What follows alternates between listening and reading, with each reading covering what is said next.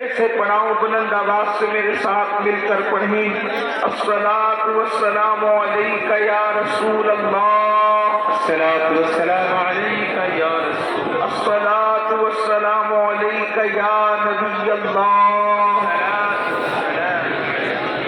الصلاۃ والسلام علیک یا حبیب اللہ، وعلی آلک واصحابک یا نور اللہ، صلی اللہ تعالی علیہ وسلم۔ ان کی مہک نے دل کے غنچے کھلا دیے ہیں، ان کی مہک نے دل کے غنچے کھلا دیے ہیں، جس راہ چل دیے ہیں کوچے بسا دیے ہیں۔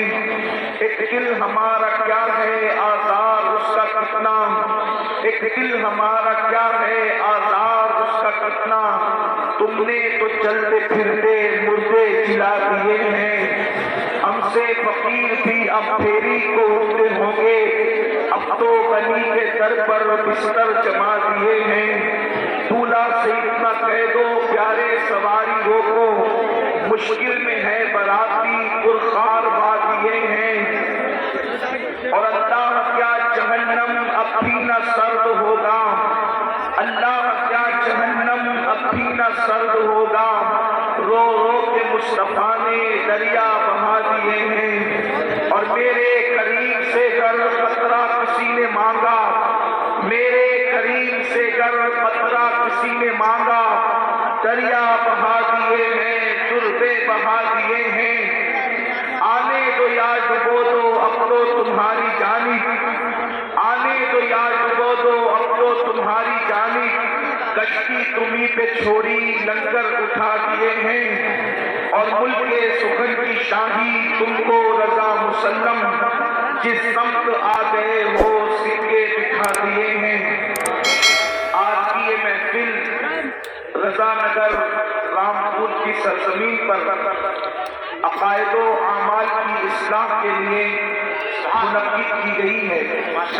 برادر گرامی قدر جناب حاجی ریاض احمد صاحب ہمارے عزیز ہیں، ان کی دعوت پر ان کی کاوشوں سے آج یہ محفل منعقد ہوئی۔ اللہ تعالیٰ ان کو اور آپ سب کو اپنی شان کے لائق بہتر صلہ اور بہتر جزا عطا فرمائے، آمین۔ دیکھیے، اگر آپ حضرات کچھ دیر سننے کے لیے اور سمجھنے کے لیے آئے ہیں تو خاموشی کے ساتھ کچھ باتیں سن لیں۔ 98% مجمع بالکل سننے کے موڈ میں ہے، 2% لوگ ہیں جو ہر جگہ لوگوں کو پریشان کرتے ہیں۔ ایسے کچھ لوگ محفل میں آ جاتے ہیں۔ میری ان سے گزارش ہے اب کوئی کسی کو بیٹھنے کے لیے نہ کہے۔ کیا بات ہے؟ اس کی وجہ یہ ہے ہم کہیں گے بھی تو یہ بیٹھیں گے نہیں، اس کی وجہ یہ کہ بیٹھنے کے لیے جگہ نہیں۔ ظاہر سی بات ہے جب جگہ نہیں تو انسان بیٹھے گا کیسے؟ تو اب جو جہاں ہے جس حالت میں ہے وہیں پر تھوڑی دیر گفتگو کو سن لیں۔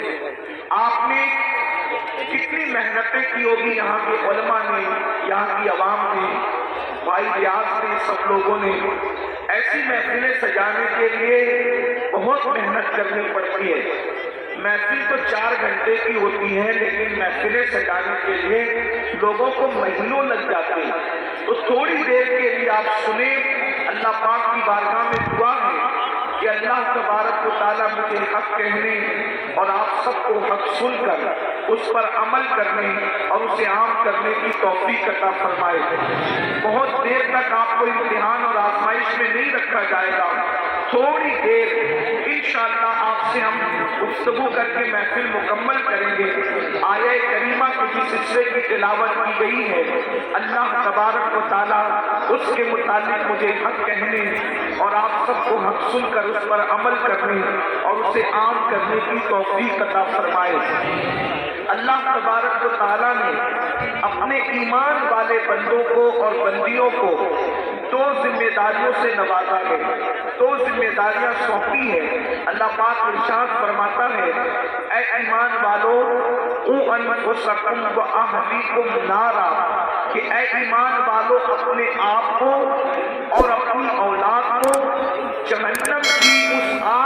بچاؤ وقودها الناس والحجارہ کہ جس کا ایندھن انسان اور پتھر ہے.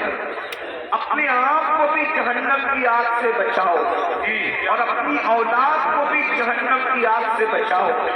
یعنی اے ایمان والے مردوں اور ایمان والی عورتوں، ایسے رستے پر تم خود بھی مت جاؤ جس کی وجہ سے تم جہنم میں جلو، اور اپنی اولاد کو بھی ایسے راستے نہ جانے دو جس پر چلنے کے بعد تمہاری اولاد بھی جہنم کا ایندھن بنے. اس لیے کہ ہم میں کوئی بھی ایسا نہیں ہے، نہ کوئی جن نہ کوئی انسان، اللہ کی مخلوق میں کسی میں بھی طاقت اور قوت نہیں ہے کہ وہ اللہ کے عذاب کو برداشت کر سکے. اللہ رب العزت کا عذاب بڑا سخت ترین عذاب ہے. بحیثیت مسلمان ہمارا عقیدہ ہے کہ مرنے کے بعد اللہ ہمیں اٹھائے گا، اور جب اٹھائے گا تو اللہ عدل فرمائے گا، انصاف فرمائے گا، اللہ حساب لے گا. ہر انسان کا حساب ہوگا، جس سے اللہ چاہے گا حساب لے گا. قرآن کہتا ہے اَيَحْسَبُ الْإِنسَانُ أَن يُتْرَكَ سُدًى، کیا انسان یہ تصور کرتا ہے کہ اللہ اس سے حساب نہیں لے گا؟ اللہ ضرور حساب لے گا. اور جب اللہ کے حساب کے اندر کوئی کامیاب ہوگا تو وہ جنت میں جائے گا، اور جب اللہ کے حساب میں کوئی ناکام ہوگا اس کا ٹھکانہ جہنم ہوگا. اللہ ارشاد فرماتا ہے إِنَّ الْأَبْرَارَ لَفِي نَعِيمٍ وَإِنَّ الْفُجَّارَ لَفِي جَحِيمٍ، کہ ہم نے نیکوں کے لیے جنت تیار کر رکھی ہے. جنت اور جنت کی نعمتیں نیک لوگوں کے لیے ہے، اور اللہ کے نافرمان مجرموں کے لیے جہنم تیار کر رکھی ہے. جہنم کا عذاب ہے. یہ بات کسی مولوی صاحب کی نہیں ہے میرے عزیز، یہ بات کسی لیڈر کی نہیں ہے میرے عزیز، یہ کسی سیاسی لیڈر کا فرمان نہیں، یہ اللہ رب العزت کا فرمان ہے، رب محمد کا فرمان ہے. اللہ اکبر. ایک حدیث پاک میں آتا ہے اللہ اکبر، ہم نے جنت کو آسان سمجھ رکھا ہے. اے میری قوم کے جوانوں، ہزاروں کی تعداد میں اے عاشقان رسول جمع ہونے والوں، آپ کی توجہ چاہتا ہوں. ہر بندہ جنت میں جانا چاہتا ہے، ہر بندہ جہنم سے بچنا چاہتا ہے، لیکن اللہ رب العزت نے جب جنت اور جہنم کو پیدا فرمایا تو حضرت جبریل سے فرمایا جبریل جاؤ اور جا کر ذرا ہماری جنت دیکھ آؤ. حضرت جبریل نے جنت دیکھا اور جنت کی نعمتیں دیکھا. تو جنت ایسی چیز ہے، پہلی بات بتا دوں، دل کو بہلانے کے لیے یہ باتیں نہیں ہے، یہ حقیقتیں ہیں، یہ سچائی ہے، یہ صداقت ہے. اور یاد رکھنا، جیسے اللہ کا انکار کرنے والا کافر ہے ویسے جنت اور جہنم کا انکار کرنے والا بھی کافر ہے. وہ مومن نہیں ہو سکتا، وہ مسلمان نہیں ہو سکتا. اللہ اکبر. تو یاد رکھنا، دل کو بہلانے کے لیے یہ علماء کے قصے کہانیاں نہیں ہیں، یہ خطیبوں کی من گڑت باتیں نہیں ہیں، بلکہ یہ اللہ کا فرمان ہے کہ جنت حق ہے، جہنم حق ہے. جبریل کو اللہ رب العزت نے فرمایا جبریل جاؤ ہماری بنائی ہوئی جنت دیکھ آؤ. حضرت جبریل نے جنت کو دیکھا، جنت کی نعمتوں کو دیکھا، اور دیکھنے کے بعد اللہ سے عرض کیا مولا تیری جنت کتنی خوبصورت ہے، تیری جنت کتنی حسین ہے، تیری جنت کتنی جمیل ہے، تیری جنت میں کتنی نعمتیں ہیں. مولا جو سنے گا یہ نعمتیں تو ہر بندہ جنت ہی میں داخل ہوگا، ہر بندہ جنت میں جائے گا. مولا ہر بندہ جنت میں جائے گا. پھر اللہ نے فرمایا جبریل ذرا جہنم بھی دیکھ لو. حضرت جبریل نے جب جہنم کو دیکھا تو جہنم دیکھنے کے بعد اللہ اکبر اس کے جو عذاب دیکھے، اللہ کے عذاب، اور جہاں وہ شدت، وہ تپش، وہ حرارت، وہ ساری چیزیں دیکھی تو آپ عرض کرتے مولا جہنم میں ایسا عذاب ہے اب وہاں کوئی نہیں جائے گا، اور جہنم خالی ہوگی، کوئی اس میں داخل نہیں ہوگا. پھر میرے اللہ نے فرمایا اپنے فرشتوں سے، فرشتوں جنت کو مصیبتوں سے ڈھک دو، فرشتوں جنت کو محنتوں سے ڈھک دو، فرشتوں جنت کو تکلیفوں سے ڈھک دو، اور جہنم کو لذات اور شہوات سے ڈھک دو. اللہ اکبر. تو جب جنت کو مصیبت اور تکلیفوں سے ڈھکا گیا اور جہنم کو لذات اور شہوات سے ڈھکا گیا تو پھر جبریل نے عرض کیا مولا اب جنت میں کون جا سکے گا اور جہنم سے کون بچ سکے گا؟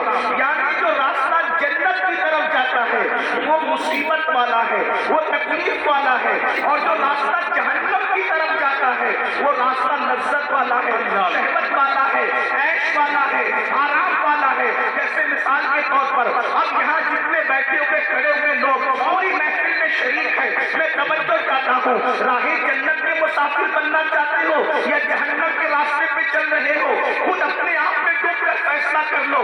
دیکھو سردی کی ٹھنڈی ٹھنڈی رات ہے، رات کا آخری پہر ہے، اور اس کے بعد نرم نرم گدوں پر آپ لیٹے ہوئے ہیں، آسمان سے شبنم برس رہی ہے، پورا ماحول گلابی ہے۔ ایسے میں مؤذن کہتا ہے الصلاۃ خیر من النوم، الصلاۃ خیر من النوم۔ اب جو بندہ مصیبت اٹھا کر کے اس ٹھنڈی کے موسم میں، اس ٹھنڈی کے ماحول میں بستر سے اٹھ کر کے مسجد کی طرف جا رہا ہے، ٹھنڈے پانی کی تکلیف اٹھا رہا ہے، نیند کو قربان کر رہا ہے، اس کے لیے جنت کی بشارت ہے۔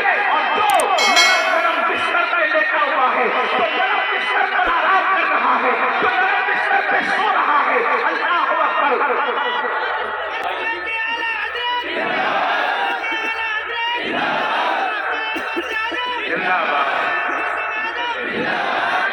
کوشش کریں کہ نعرے کی بجائے میری بات سنیں۔ بات یہ پوری ہو جائے، آپ توجہ فرمائیں۔ جس نے 10 منٹ نیند کی تکلیف اٹھائی، جس نے ٹھنڈے پانی سے وضو کیا اور بستر چھوڑ کر مسجد گیا، مصلی پر آ گیا، اس کے لیے جنت کی بشارت ہے۔